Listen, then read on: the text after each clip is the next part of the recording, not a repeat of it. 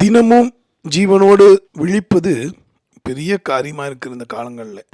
ஆனால் தேவனாகிய கர்த்தரை நம்பின மகன் அவருடைய பக்தன் சொல்லுகிறதை கேட்போமா? என்ன ஒரு ஆச்சரியம் பாருங்கள்.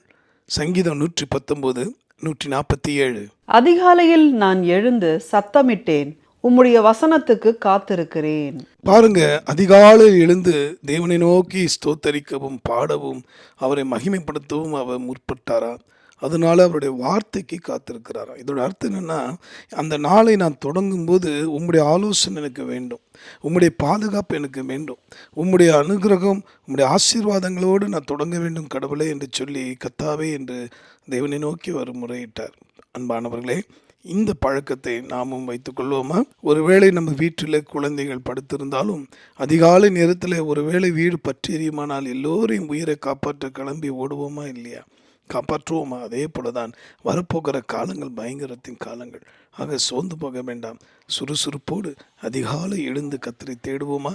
அவரை தேடுகிற உங்களுக்கு நிச்சயமாய் ஆசீர்வாதம் உண்டு. ஜெபிப்போம். நன்றி ஆண்டவரே, இந்த ஜெப வாஞ்சியை தாகத்தை தாரும். உம்முடைய முகத்தை தேடுங்கள் என்று சொன்னீரே, அந்த அனுபவத்தை ஒவ்வொருக்கு தாரும். இந்த காட்ஸ் வாய்ஸ் மூலமாய் ஒவ்வொருக்கும் நீ தரிசனமாவதுக்காக நன்றி அப்பா.